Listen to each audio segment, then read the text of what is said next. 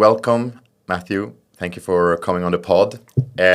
You've been You're very welcome, Anders. Thank you. You've been a CFO for many, many years, and you have been in PHMG for now over 7 years. Yes, indeed. What is the one thing that people misunderstood about a CFO that keeps coming up? So I think for me, and it's been the case at PH and everything before, the misunderstanding is that I'm only interested in the numbers. Okay. Reality is, I think I'm probably less interested in the numbers. I'm much more interested in what's driving them, the decisions that have been taken, the strategy that's behind them. Very often people will only kind of coming to me when they think it's something that needs a calculation or whatever it might be. Okay. So do you have an example?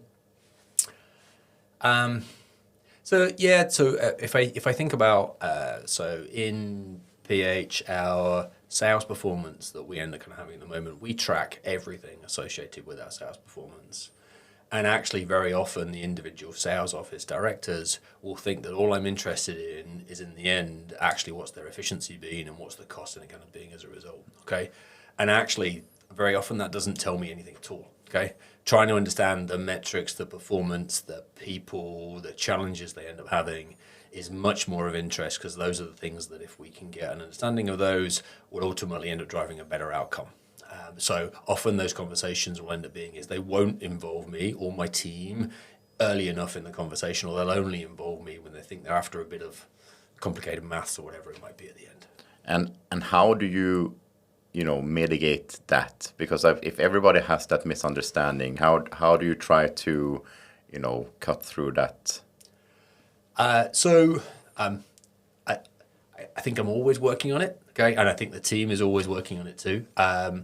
Mostly it's done through investing the time and asking questions and demonstrating to them that actually I'm much more interested to understand why their team's performance was different than they'd expected it to be, and really invest that time and relentlessly in kind of saying, and wherever possible, try and therefore see if I can make a contribution back to the conversation that's not just about cost or efficiency. It might be about something else along the way. So getting close to, and I always encourage all of my finance business partners that are in the department that kind of sit and work with me, that try and make sure that they are always getting close to their operational colleagues and really understanding it, not just being detached and kind of doing the numbers in the background. Yeah, and has that changed has that always been this case, or what is the biggest change of the expectation of a CFO today versus how it was, let's say, 10 years ago?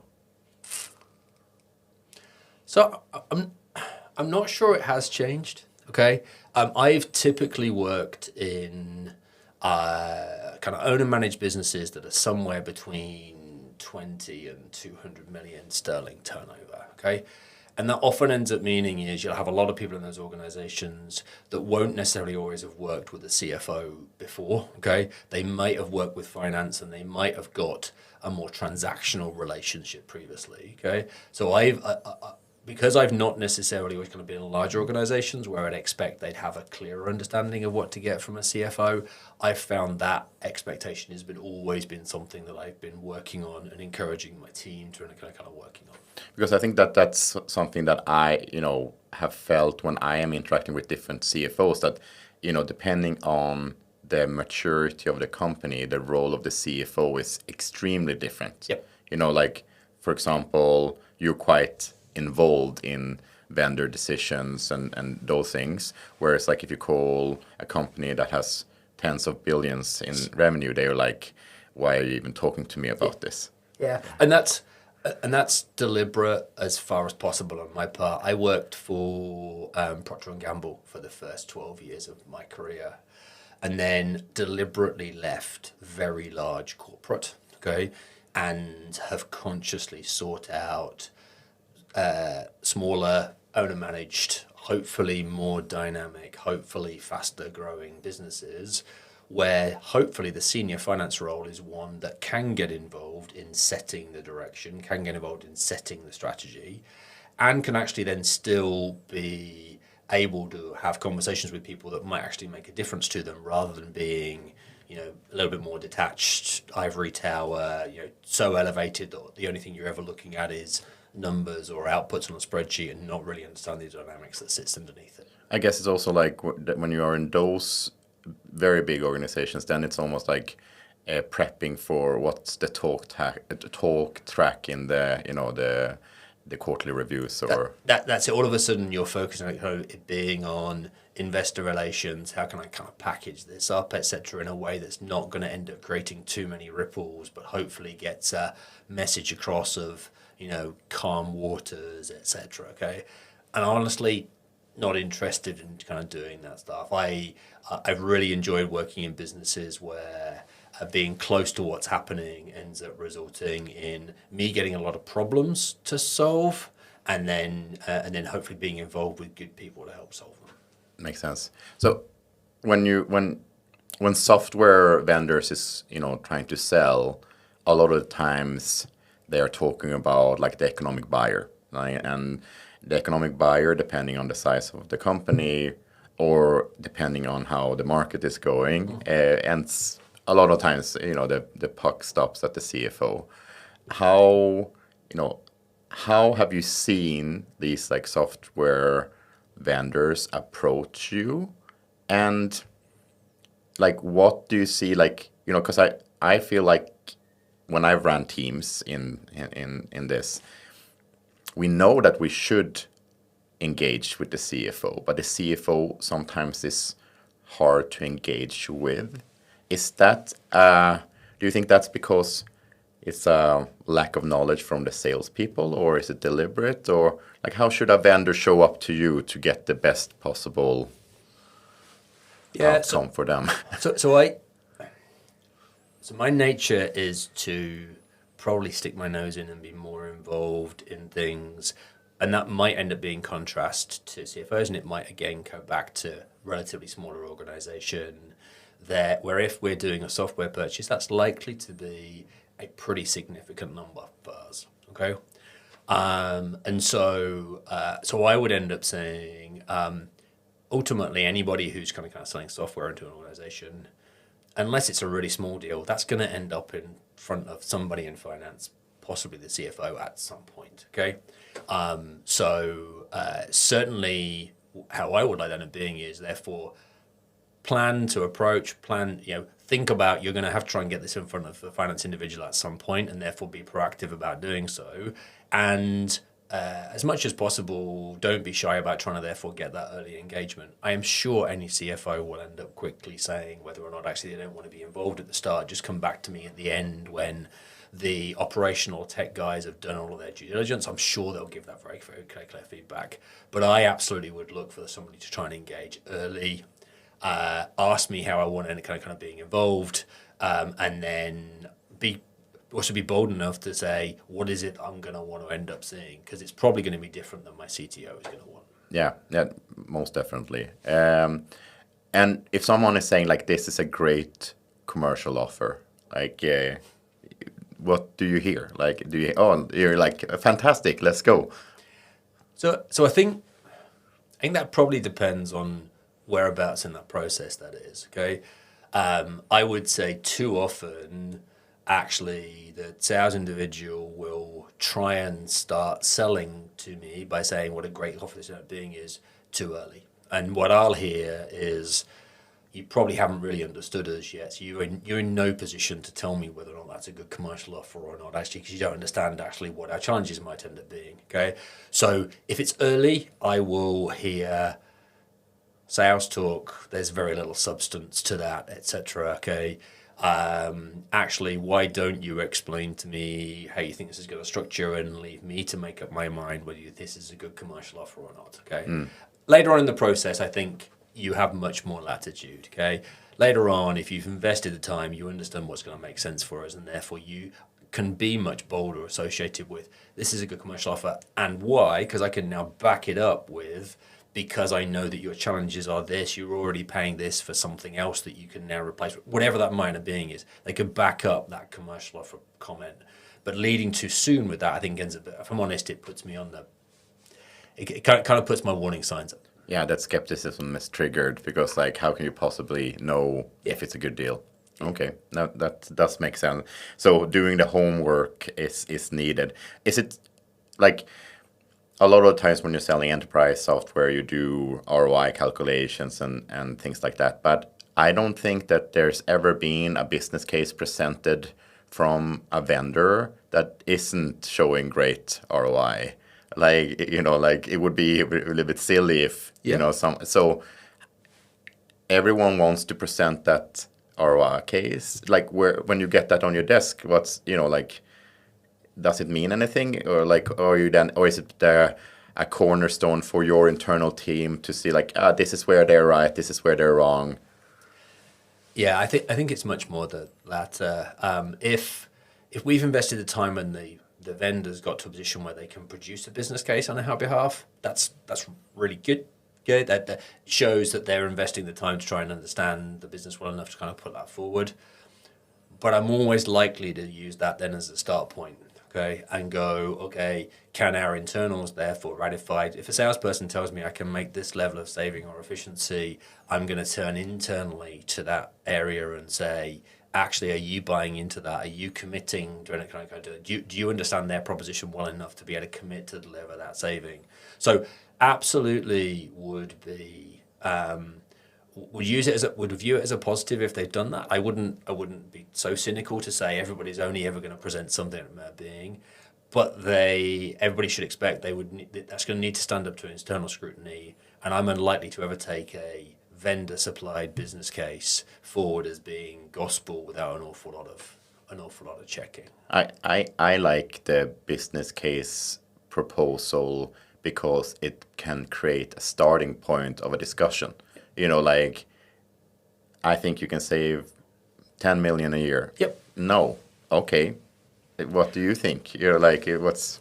Well, and in addition,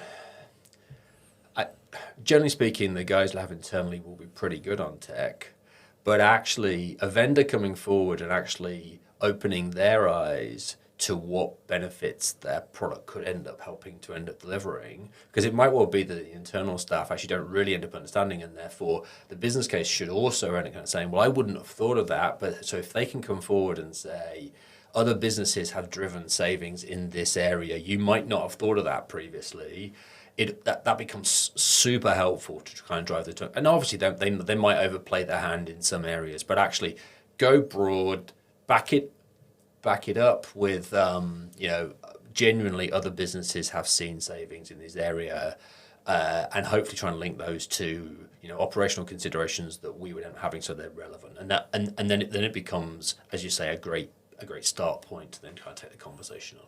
Yeah, I guess it's like, do you look for, like, I was terrible in my finance classes in business school. Like, it was. I can't believe that. It's like, I'm more of a PowerPoint guy than an Excel guy, and and I'm getting better at it, but I'm definitely still the PowerPoint guy. Do you feel like terminology and talking in a way that CFOs, like, you have a certain lingo. Does that help to get that insider, or is it like, because I'm thinking about myself, would I be able to even raise that type of conversation to a level that is needed? Is it needed at all? I don't view that as important at all. Okay, I think the biggest challenge we have associated with as a individual who might be buying enterprise software is, don't worry about trying to use my lingo, but present information about what you're selling in a really transparent way. Often we are kind of finding that actually the materials we see, there's no consistency between nomenclature, actually they call things differently. There's not real transparency about what drives incremental costs, etc. And therefore, when you eventually get around to looking at a business case and then ultimately looking at an order form or a contract or a statement of work, or it might have been, actually having confidence that you're really clear what you've signed up for and what you're going to get for that, it can be a real challenge along the way. Okay, so I don't think you need to worry about trying to use CFO lingo. what I do think would help all CFOs, definitely would end up helping me, would end up being is just try and be absolutely transparent. Okay. I don't think it's deliberate from people selling enterprise software that sometimes it's a bit opaque and confusing. Okay. But I certainly don't think that organizations spend a lot of time trying to say, can I simplify this so that the proposition is better understood by the people that are buying? I think you are very sweet saying that. I think Okay. No, but I think that I don't think that the people on the ground selling it is. I don't think. I think you're right there. I think that there's no one going out selling software and trying to make it confusing. I think that the nature of enterprise software, if you're not very deliberate on how you're building, how you're going to market, how you're pricing, very quickly becomes so complex that it's hard to understand internally and externally. So it's it's a result of the growth, not by design. And then I think like some of it can be by design when you because if you're having big enterprise softwares, you kind of complexity is not a bad thing commercially, because No? if you I used to say many years ago, if you can't convince them, confuse them. Oh, okay. And it's it's not. That's why you say I was being kind, right? Exactly. No, but because sometimes you kind of have to, muddy the waters if you want to have the how are you going to be able to compare vendor A, B, and C? And who drives that narrative is the ones that usually ends up being selected. Yeah. And if you're then having a complexity in that conversation, that doesn't necessarily need to be bad, because then the buyer would be like, do I trust this person? Is this correct? How does this compare with all the others? Which if you compare it to an RFP process. So are you saying make it complicated so that you can't compare? Yeah, it's because it's going to become harder for you to compare. It's like the it's like the U.S. tax systems. Okay. Why is it that so many governmental officials end up in private after 20 years? Because they know how it works on the inside. Yeah. Yeah. So it's I obviously can't say that this would go for all CFOs, but at a point where it was either clear that a vendor was trying to make it more complicated, or lower bar here, or they were clearly not trying to make it simple and easy to compare. Okay, that's similarly going to kind of put me on the defensive. My confidence that I'm going to now be buying the right thing is now heading downwards, etc., because they're not helping me to end up understanding. Yeah. Okay. And I know, obviously, it might be a case if you've got a choice of vendors, it might be there may be some features that one vendor has that they would argue no one else ends up having, and therefore you can't do a side-by-side, okay? But actually, back to the whole comment about those individuals being the expert in their area, it is of real value to me if they can come forward and transparently do a comparison of what they're offering, either versus what we've already got, transparently, okay, yeah. Calling out good and bad in all, okay, and versus others. And if they can do that genuinely transparency, and I think they're doing it in a way which is helping me to understand, helping me to make a better decision, not just helping me make a decision where I choose them, okay, my trust in that process will be super high, okay, and that will get that vendor a very long way. Yeah, I think my point is that when there's so complex software, it can be a good narrative for the salesperson that in that way make you feel the trust, because they don't 100% understand it. They think and also they're drinking their own Kool-Aid a lot of the times. Yeah. So they fully believes it, and then say, this is the way you should do it, and this is the way. And since it's complex, then you kind take them as the authority. And, if you don't double check that and drill down and come into a very low level of it, then it can be a huge risk. Yeah. Like one of my pet peeves is the RFP processes. Like I understand that it's needed for the process itself. Like it's hard to make a decision without an RFP process. But this is something I've spent time thinking about on my time offs. What is the alternatives? Because if I look at a lot of the RFPs that I've been involved in, on both like as a seller, but also as a buyer. So do they peeve you on both sides? The thing is that yes. Okay. Yeah, because as a seller, if you get an RFP without you have been part of it from the get-go, you are so far behind. And you need to create fear, uncertainty, and doubt, and get access to the top people very quickly, or else you shouldn't be a part of that process. Yep. You're wasting your time. And as a buyer, it's like if you do the RFP process, you get all the answers. Everyone ends up having similar scores. It's very hard to create an RFP with a clear winner. So then, even if the RFP says this is the winner, because we learned through the way that it might not be relevant who had the RFP winner, because now we learned and we didn't know what we didn't know. And it's like a massive waste of time on so many people sitting through all these processes. It must be a way of cutting through that noise. And I'm not sure what that would be yet, but okay.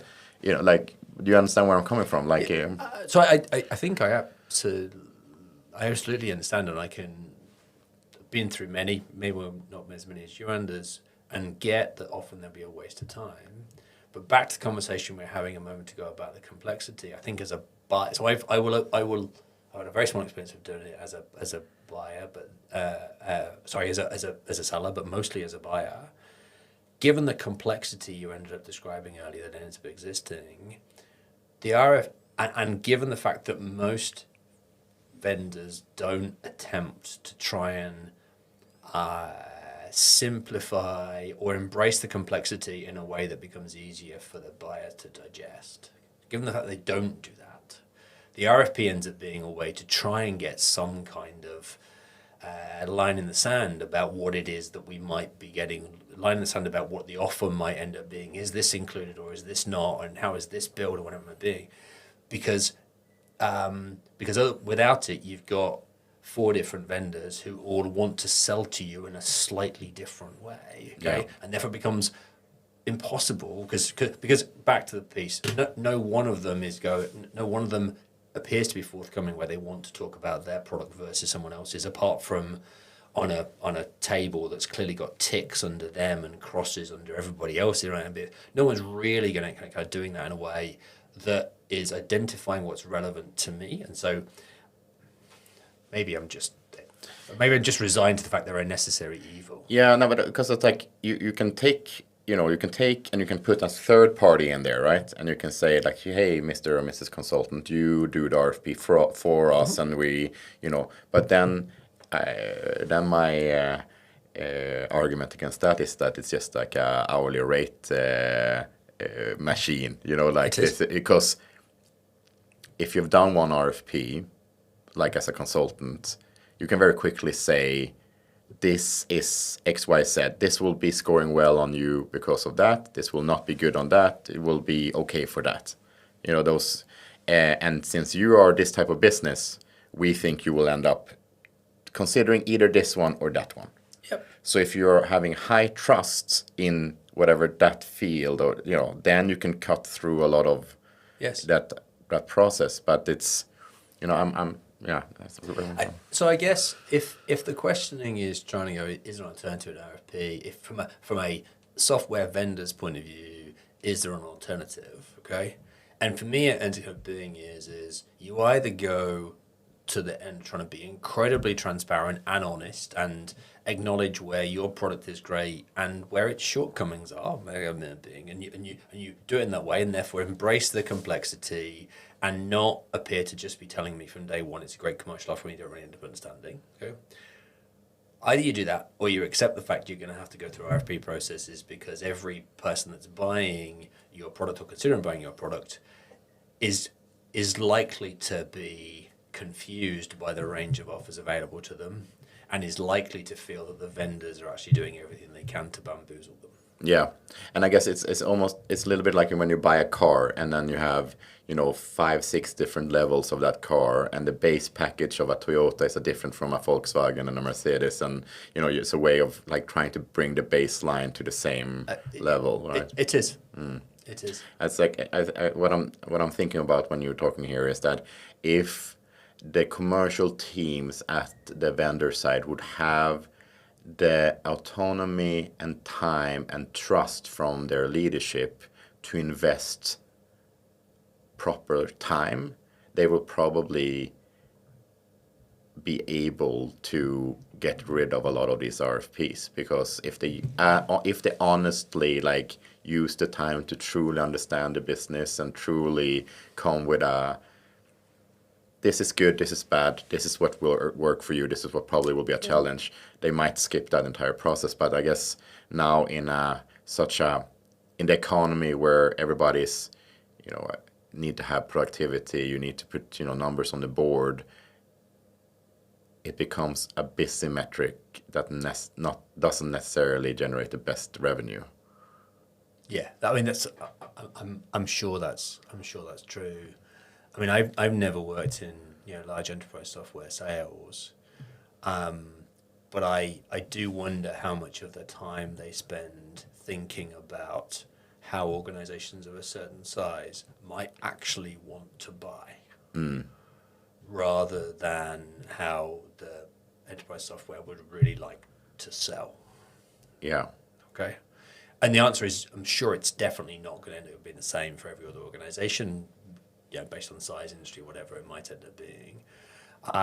But spend of this size, really getting transparency on what it is that you're going to get, and being in a process where it feels like transparency and visibility and accountability is at its heart, rather than dazzling features and overstating efficiencies. Yeah. How do you want your sales leaders to come? PHMG is more high velocity sales, but how do you how does a good VP of sales or a CRO or CFO meeting look like for you? Sorry, if they're coming to me to talk about how they're doing in PH? Yeah.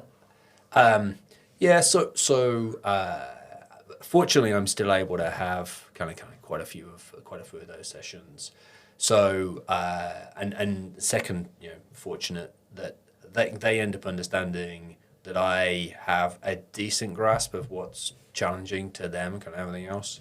So when I have those sessions, it will typically end up being is that they will tie back to the previous conversation we've had, or to their most recent challenge or performance, and therefore they'll very quickly get to, this is operationally what they're challenging, this is how their team is doing, etc. And then if they're really good, at the end of it they'll say, and the impact of all of that being is, therefore this is what it means for my future forecast efficiency, cost, and kind of everything else. But they'll have a conversation with me where they'll remind me about the operational parameters and the things that they're working with. Yeah. What do you think is the most common mistake that companies make when they're buying software or long-term services? So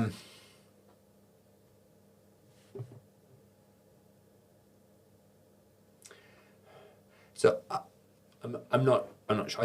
I'm not sure what the most common would be. I would say, firstly, going back to the thing that we've just said, that is, in the end, buying something, signing up to something without getting the real transparency about what's in there would be very high.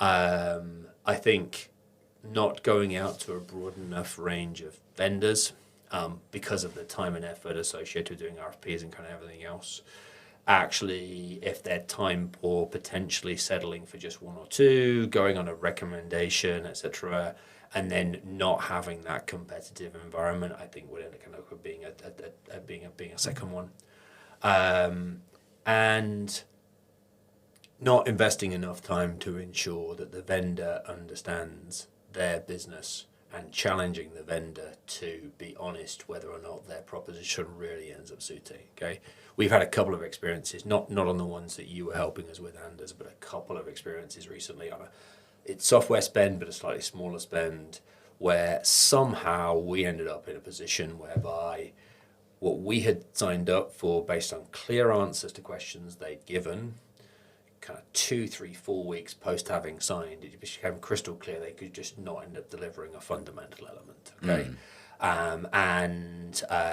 That just ends up demonstrating that somewhere along the way we have rushed and they've not understood. Yeah. And what do you do in that situation? So we have spent a long time with that vendor trying to see and get them to be honest with us whether they actually can do the necessary development to deliver on the core functionality that will allow us to proceed. And actually, we've been around that loop now 2 or 3 times.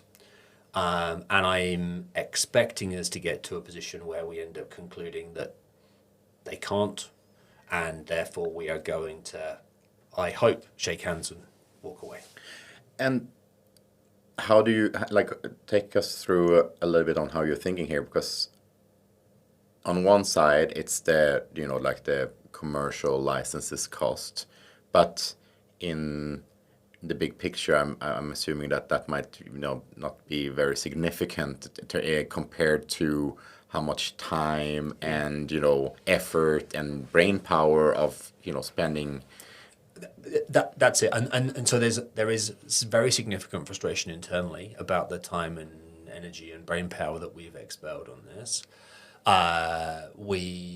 Fortunately, the vendor is not going down the route of attempting to try and enforce contract, etc. So we are having to accept the fact that time and energy and brain power is gone. Okay, we do still need a vendor to provide this software, a software solution for our challenge. So we are trying to just lick our wounds associated with that time and effort and go again and do it in a way where if we weren't sufficiently open book, or if we seem to be putting a position where a vendor was just saying yes without really working out whether they could end up delivering, make sure that we don't have a process where that has a chance of happening again. Yeah. I accidentally oversold a bunch of what was called super messages, basically like SMSs and emails to a CTO many years ago.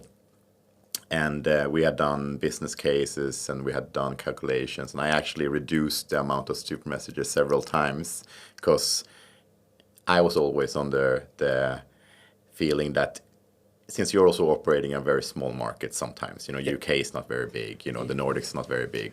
If you have a bad... It's going to come back to you. Yeah, and it's not that important. It's better to have your name than to have your...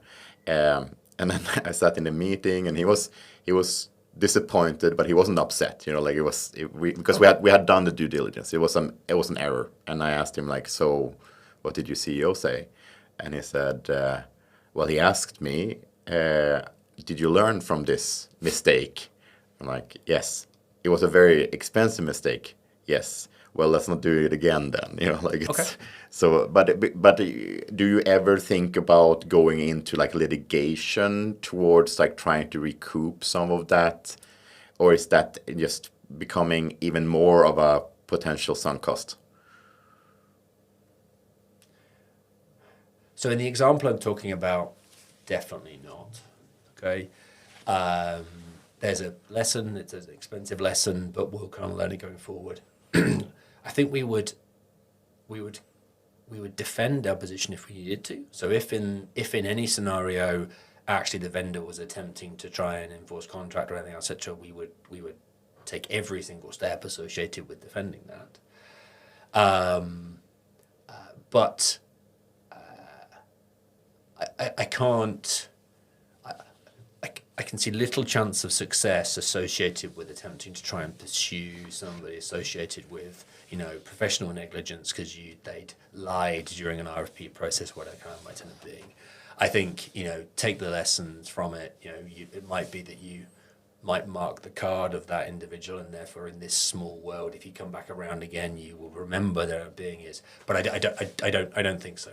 What is the hardest decision to undo? Like, yes. You mean in this? Like if you like you made a decision for like, let's take a step up, from a CFO perspective, what is the biggest mistakes that you wish that you could have undone but was harder to walk back from? So I think the things that are hardest to roll back from, and therefore the ones that, even having done all the due diligence and all the testing in advance and the check-in and out, are ones where you're taking a decision typically between a couple of departments or offices or manufacturing plants, and deciding that actually you're going to consolidate or you're going to close one. Okay, those would be by far that. So through actually those would be undoubtedly those that are going to impact on, people are going to lose their jobs. Okay, we're probably going to end up, that could be a quite significant number of individuals, etc. So those would be the ones, I think, more than anything else, that I would kind of agonize over or ensure that we've done that extra level of checking. And then even after you've then convinced yourself, taken the decision, kind of moved on, etc., they are the ones where you're kind of going, well, could we have done something differently? Could we have improved productivity in that area and therefore close that gap, or whatever that might end up being? And what type of framework are you applying to that? Because I guess there's a point where you say, I have to do something here, or else we're risking a greater threat than elsewhere. Yeah. So you absolutely end up focusing on, well, if I continue to end up maintaining, some suboptimal performance in one way, ultimately that's going to end up being either money that we can't invest in growing the business and generating more opportunity somewhere else, or ultimately that will undermine our financial performance, our competitive edge, and therefore, in extremis, the entire organization's survival is probably at stake if you don't make the right commercial decision along the way, even if that ends up meaning that you need to close out a particular division, whatever it might be, for the good of the remainder. Now, like the bigger the organization gets, I guess the leeway that you have on those decisions gets wider. So like how, when, like at which revenue levels do you think that you would be more concerned about these decisions? Because now you're like in this, and you're in like what I would define as like big mid enterprise. So I think it probably depends on what the ratio is of the area that you're looking at versus the whole. Okay, and that would probably be the case irrespective of the size. If it's a $1 billion revenue business and you're looking at something that's currently 10% of its cost base, actually that's still versus 100 million and it's still 10%, etc. Because the knock-on consequences of getting that wrong, getting it adrift, and the percentage of your organization's population that you're probably impacting, and therefore the potential impact to worry the remaining staff, think that their job might be on, or whatever it might be. I think it's more a proportion thing rather than necessarily kind of being an absolute. So I had a role many years back where we ended up effectively having 2 UK offices and 1 in Australia, and it was clear that we needed to consolidate down to 2, etc. And that was something that we spent an awful lot of time on because it was such a significant proportion of the organisation that we knew that the consequences of closing one was going to be significant, but also closing the wrong one was going to come being even more significant, associated with, even though we would position it as it is protecting the jobs of those 2 offices that are remaining, actually the potential for that kind of turning into a situation where people just leave in droves was massively significant. So it must be very hard to make that decision. But how do you think about like the messaging around that? Because it also becomes then, when you're in the C level here, about culture, about, people want to feel safe, right? They want to feel like that. So how do you think a lot about that in your role, or is that falling into other, or is that you think about that in your department, or is it how do you communicate these things? So as much as possible, try and kind of keep those two pieces separate. I think the analysis has to have as high a level of integrity as possible, without any distortion associated with, well, I know that individual in that location is very vocal, so if actually we go down that route, he's gonna make much more ripples than anybody else might do. So, do I think about it? Absolutely. Do I try and ensure that when the analysis is being done, that those considerations are not a factor? The numbers should be as pure as they could possibly end up being, okay? And then once it's clear what the numbers are kind of saying, and in some cases you might get a situation where the numbers are actually, it's 50-50. There's no real clear out piece there. But get somewhere where the numbers are clear, and then actually there is a need to then overlay the considerations of culture, of who may be specifically impacted, maybe what does it look like externally if you're kind of doing this, what's the messaging going kind of being around it. But as much as possible, try and do the numbers completely in isolation, and then understand that when you look at the other factors, you might make a different decision than the pure numbers themselves actually end up saying, because there'll be some considerations that you do need to factor in. So, a lot of times you say, one says that you shouldn't make gut feel decisions, right? Like data-driven decision, I think was the corporate kind of tagline for many years, data-driven decisions. Yeah. How do you think about, because a lot of, like you described now, a lot of the times the data isn't perfect and it's, hard to make. Yes. Do you have any frameworks for how to think about that? So let me do particularly at PH, okay? Very often when we're doing any analysis, actually, there isn't anybody else to look at. There's not a proven model to go and follow, etc. Which ends up meaning is there's always unknowns associated with what I can try and do, okay? One, I've got at least a couple of colleagues who are very good at reminding me that logic and analysis can take us so far, okay? But actually, there's definitely a space for other factors within that, okay?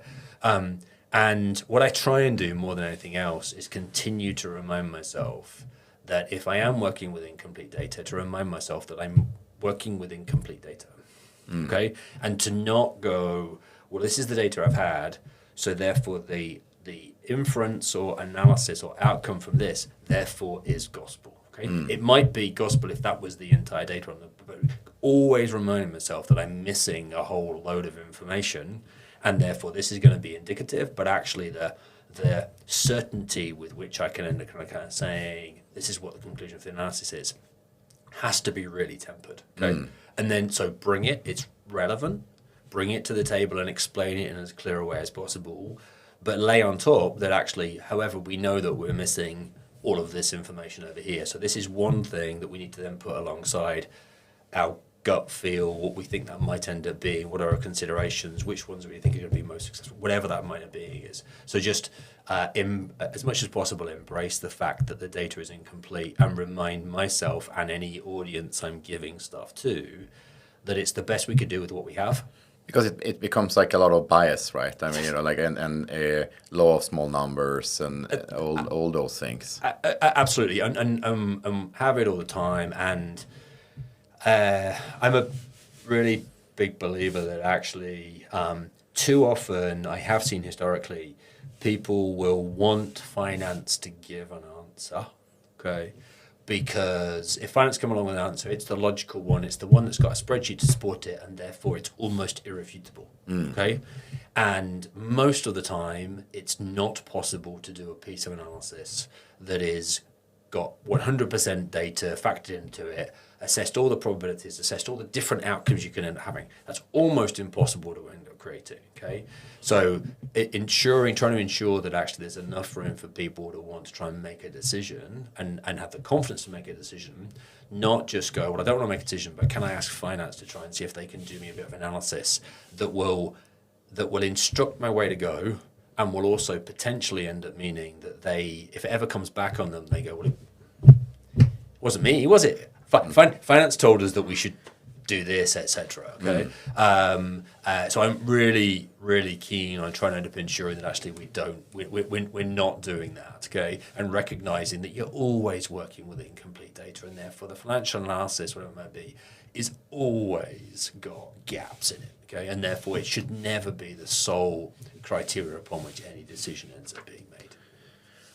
So I'm thinking about two things here, like when you talk about this. I'm thinking about, I guess that's why a lot of organizations also buy services from like really big names, like McKinsey, Boston, Accenture, etc. Oh, yeah. Because then you're like, you have outsourced a bit of that. Or is that just my bias when I think about let's think it like that? If you spin it a bit, because that second thing I'm talking about is also thinking about is the board, because when you then as a CFO present to the board, I guess that's an art in itself that I don't know a lot about. Like, do you? Because if there's a lot of incomplete data or if it's biases, then I guess you can mitigate that by the same way as the rest of the department say, here, CFO, you can go like, okay, I think McKinsey needs to make a report here.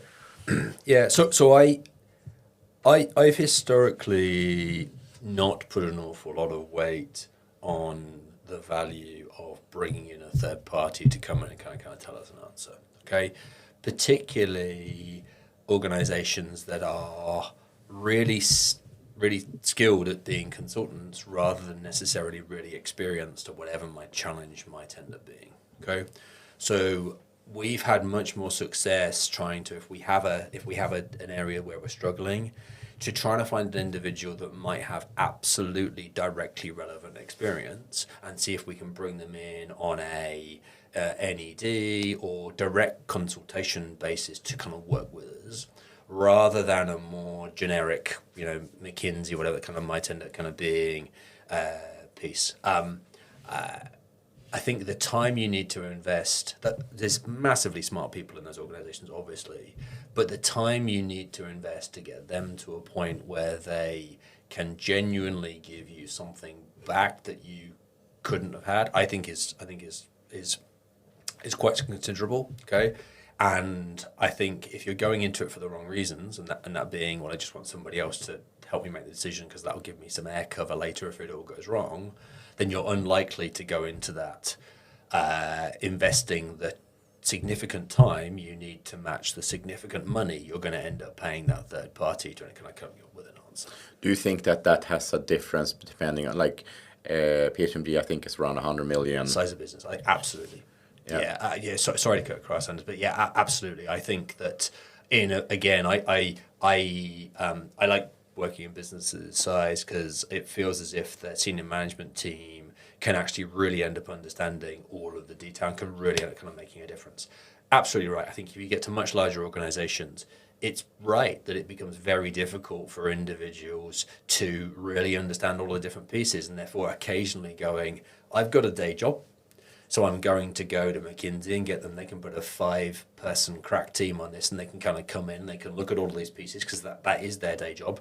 I think it becomes increasingly valuable when you're kind of doing that. Okay, but for the organisations of, as I say, the rough size that are currently maybe up to 200, 300, 400 million, etc. I think most pieces, unless it's something about a complete transformation of the organisation, complete reposition, whatever it might be, I would expect that actually accept the fact that actually you've got people who know the current business very well and trust in their gut more, okay, rather than outsourcing responsibility for making the decision. How does this tie into like the conversations you're having with the board, and like when and how, like, how is that relationship like for someone who hasn't been a CFO, for example, maybe VP of finance, and is stepping in or has aspirations to be a CFO, and then get all of a sudden more access and more need of being in the board, and like, what do you wish someone had told you before you started having those conversations with the board? And what is it that the board cares about, that what's the biggest misconception there? Like, what's something now that you didn't know before? I think for a very long time I strove to be in a position where I would know the answer to any question that anybody was going to end up asking, and not being brave enough or confident enough to call out that we don't have the answers to everything. There's missing information, which plays back to therefore the thing we said previously regarding incomplete data.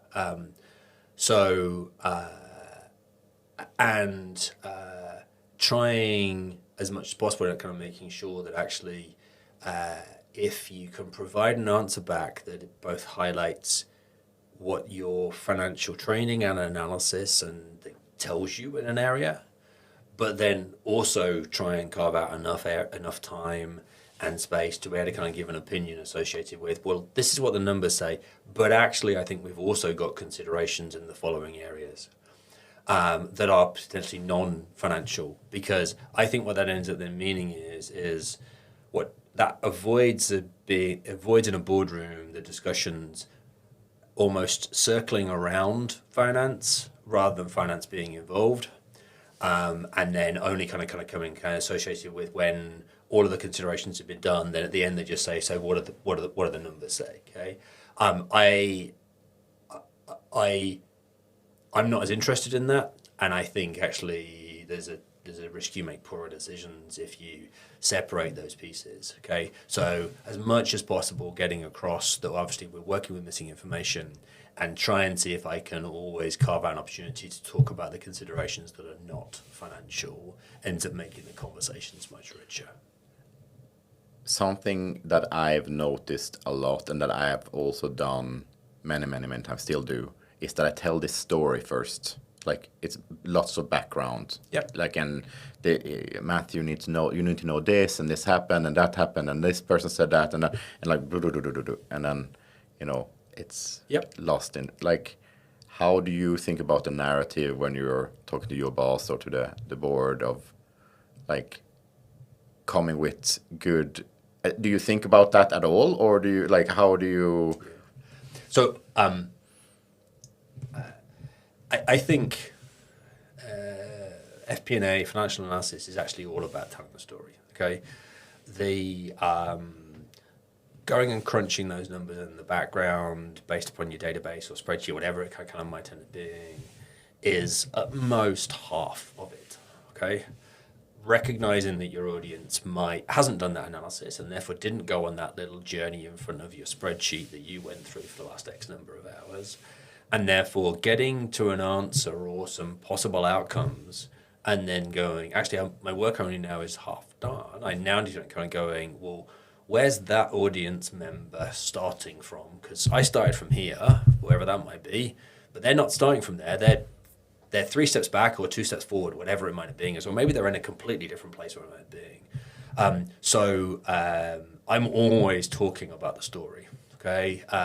Whether that be to the individuals and the rest of the team, making sure they're getting a message across, okay? And some of the time, I know that my colleagues will potentially be somewhat frustrated or confused if when I go into something, I don't go straight into, and by the way, here's my spreadsheet, here's the number, it's 17%, let's just do this, or whatever it might be, is that I'll try to kind of take them on.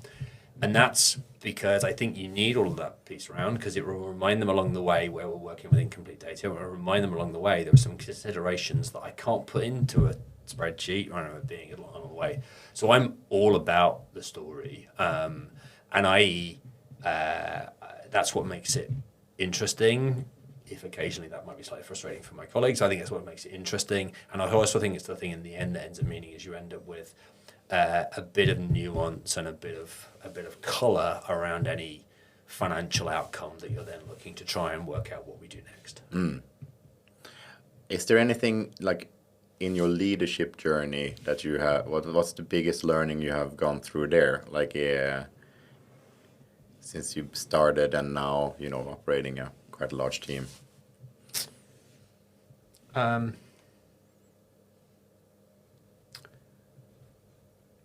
Get people around you working with you that are, I know it's a cliche, that are way better than you. Okay. So I've gone into a number of CFO roles over the last 10, 15 years across different organizations. And I know which bits of the broader CFO role I particularly enjoy and get a lot of, and I think I can add more value in. And then there's bits of the CFO role that I'm less capable at, etc. Okay, so always ensuring that you bring in the very, very best people, give them room to absolutely end up owning it.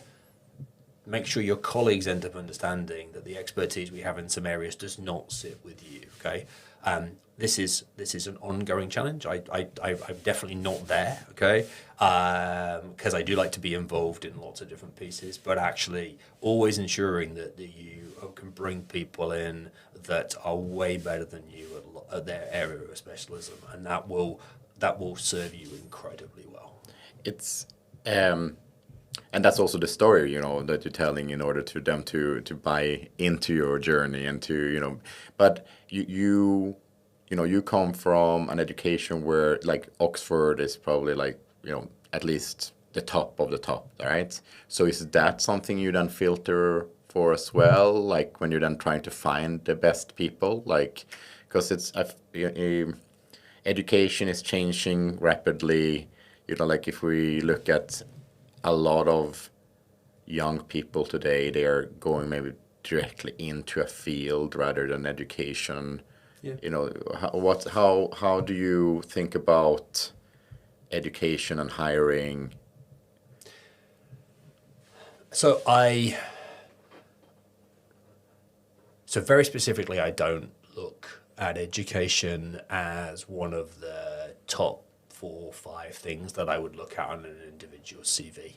Okay, I would look much more about where their experience has been. I would look at the education. I wouldn't ignore it. Okay, so I'd want to try and end up understanding where they might kind of be, and I'll come back to, I guess, specifically kind of why in a second. But individuals who might have gone through a route where they haven't gone state informal education for quite as long, etc., and got a broader experience, etc., I'd look much more about what have they done recently, what have they been able to deliver, what value have they added. I do, however, remain very positive regarding the value of that form of education. Okay, I think it does build skills and does build capability.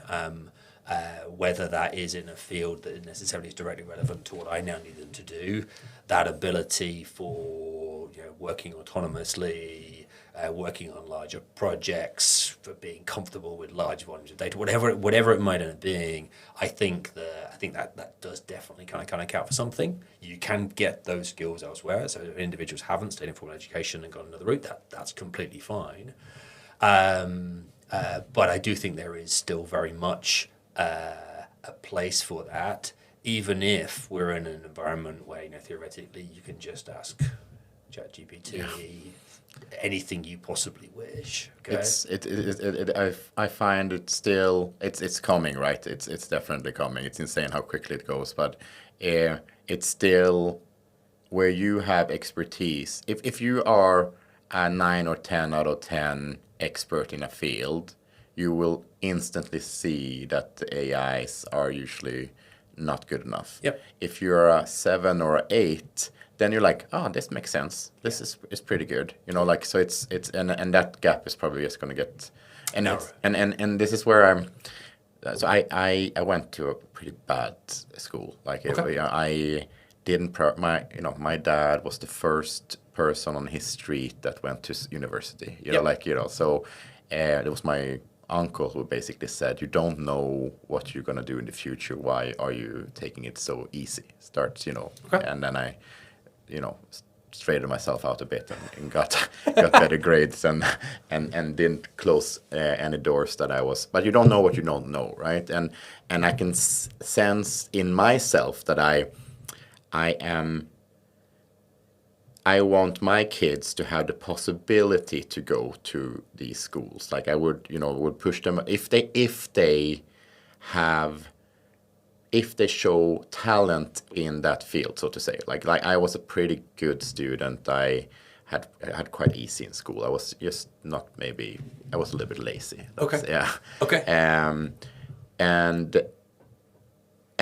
that's like I can see that, you know, when I hear Oxford, when I hear like these Ivy League schools in the States, I can feel a little bit like that's something that would have been really cool. Like I would, and I'm not sure if it's because of the status or if it's because I didn't do it. Like, how did you think, you know, like for your kids, like would you, you know, like now they chose a little bit different, but you know, would you say that Oxford or any of these schools are worth it, or you know, like what's, you know, I'm not sure if I'm asking a good question. No, so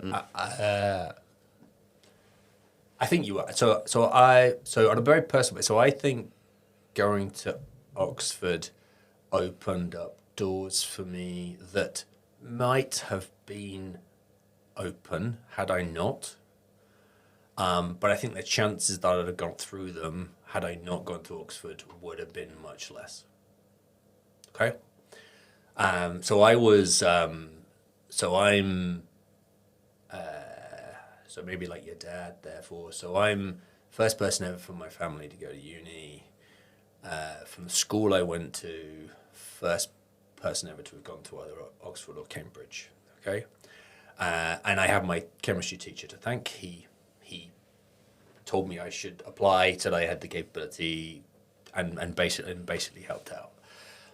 So I think then when I then was applying for jobs towards the end of university, I think the terrible cliche, the journey that I kind of been on ended up meaning is that helped me to end up kind of getting possibly my application and kind of being noticed more than it would have done. Okay, so I think that the doors were a little bit further open having been to Oxford. Okay. Yeah. And I'm incredibly grateful that I did. I had the best time. I was really concerned how it's going to end up being but I absolutely loved it. Okay. And I went and studied a subject that at the time I was good at and enjoyed, and I have not used any of it since the day that I left. Okay. Sorry, I haven't used any of the actual knowledge.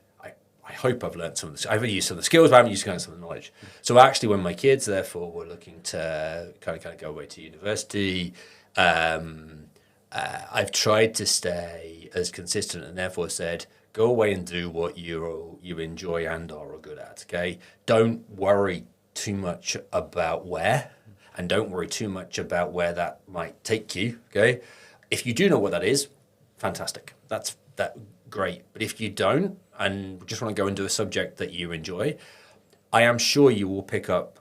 I mean, I've not had this conversation with them, but I'm sure you'll pick up great skills and you will be challenged and you will develop. And I've seen both of mine change out of all recognition while at university. One of them is still there, but the change is absolutely massive. Okay, and so it's much more being. It doesn't matter where you go, wherever you go and do it to the very best of your capabilities and say yes to everything you possibly can to start off with. You can always dial back later.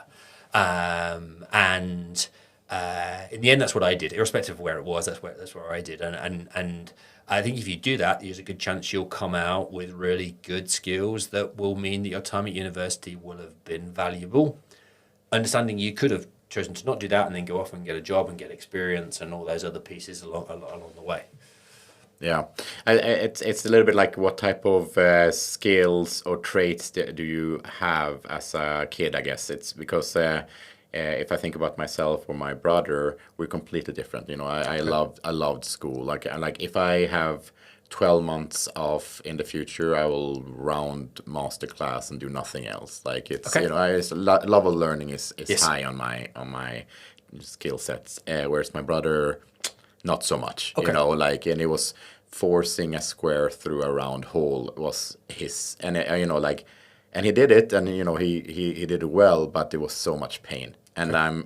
I'm like, that's, I guess it's easy as a parent to want to be an engineer when you maybe should be a shepherd, and you know, like if your kids fit into the mold of like that education, then like, you know, encourage it, but maybe if not, like it's, I mean, you know, if I have friends that has kids that they're forcing them into education now, and I'm like, it's just gonna be a waste of money. Like they're not gonna enjoy. Like they should try to start a business, which is very easy to say if your kids has high agency. Yep. Like if they just want to sit at home and, you know, watch YouTube, then Yep. you kind of maybe need to kick them a little bit in the butt Yeah. as well.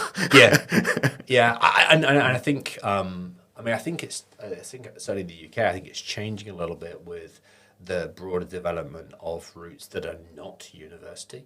But I still think that it is an expected or is the most common route, okay? And therefore, you know, it almost becomes the default. And irrespective of whether it's right or not, it becomes the default position that you coerce as gently as possible your children towards. It's a little bit like, I think Peter Thiel says a lot of weird stuff, but one thing that he said was that it's like universities are different things, and if you then decouple, you know, any software as a service, you can decouple or bundle. And if you decouple education, what is it really? Like it's a certification of ability of knowledge or taking in knowledge. Yes.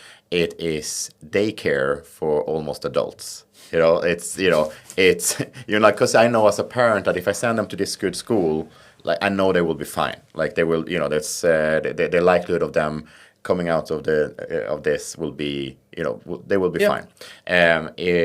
It's also, you know, meeting peers, meeting friends, growing as a person, get to knowing yourself. You know, maybe it's the first time you live alone. Like Absolutely. maybe you have never done any chores before. Now you have a rude awakening that the boxer shorts doesn't magically appear in the closet anymore. Yeah. You know, like all of those things, and I think that, you know, it's very interesting. But So I'm absolutely with you. And so what I tried doing was, rather than imposing any of my assumptions about those locations, etc., I just tried to make sure that any of the universities or whatever establishments they were going to go to, that we'd been to them. Okay, and I might help call out pros and cons of different areas and what they might kind of think about, and the diversity of the people you're seeing and what a benefit that might end up being, or whatever it might be, and actually how salubrious the accommodation might end up being in this one, or whatever it might end up being, but give them that, and then possibly nudge them a little bit associated with what they should be thinking about, but then in the end say, you decide, because you're going to have to make whichever one you choose, and then ultimately hopefully get the grades and get in. You're going to have to make a success of this, and if therefore you go for the one that's way more expensive, way more salubrious, but they're going to work you a great deal harder, or whatever that might have been, you've chosen that with as much information hopefully provided by me and the organisation as possible. Exactly. Then it's back to that risk management again, right? But before we round up, like, when you then do this, have you done any hiring mistakes that you now like have done because of you've done more of them, that you're like, okay, this is something that I've learned. I should have done more of this in the beginning to be able to hire better people and set them up for success.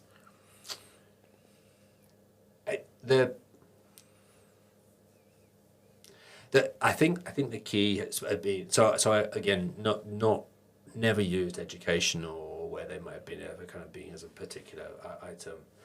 I'm very conscious of the risk of recruiting in your own image, okay, and assuming that's going to end up working, okay, and I've definitely made mistakes in that element previously.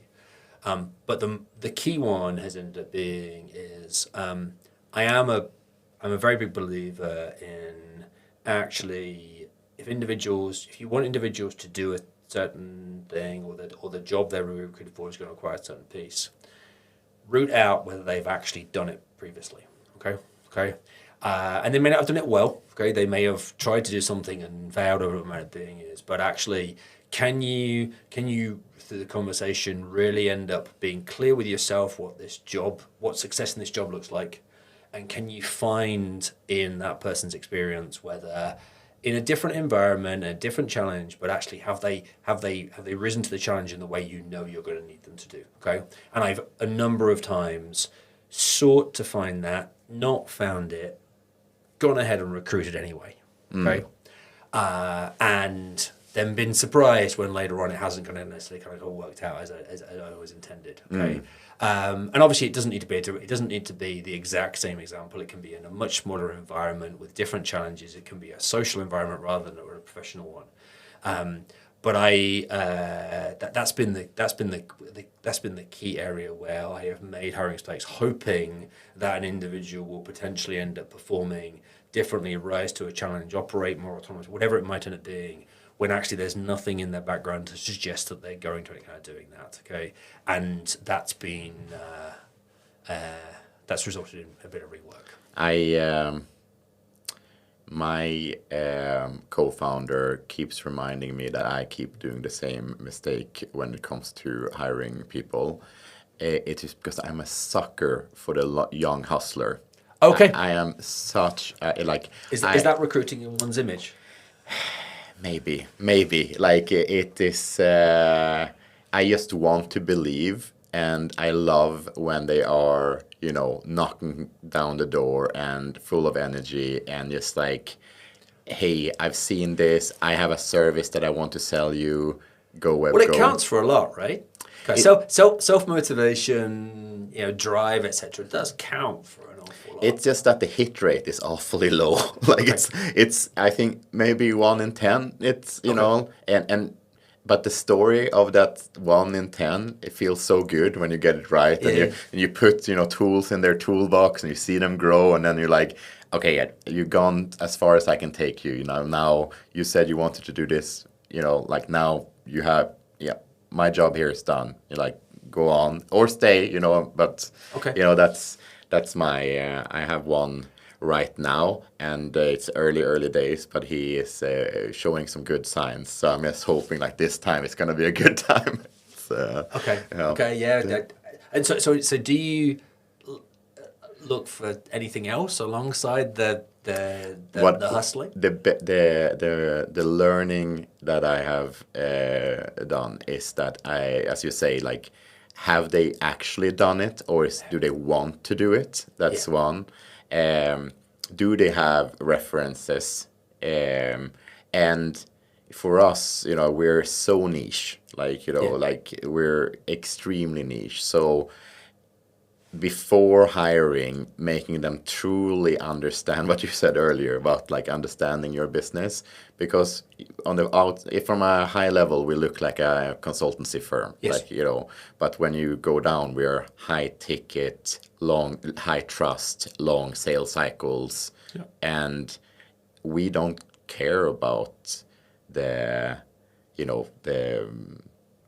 we don't need like 10 meetings booked per week. Like I don't want to talk to 10 CFOs a week. I won't be able to provide enough value if I do that. So, but those are like checking that they actually understand and that they have done the work. That's a good litmus test. And this time he's so far so good. So right? far so good. He's showing some signs that he has done it before and he understands. And that business acumen, I think, is if you have drive, you have business acumen, and you're curious. Like if you have those three things, it's much easier to teach and teach other things than if you don't have drive. It's hard. Like, and then in certain roles you don't need to have as much, but in like startup world and in sales, if you don't have the drive or the ability to get up when you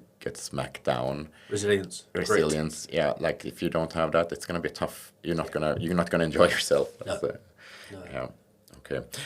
Thank you, Matthew. That's the pod. Thanks, Anders.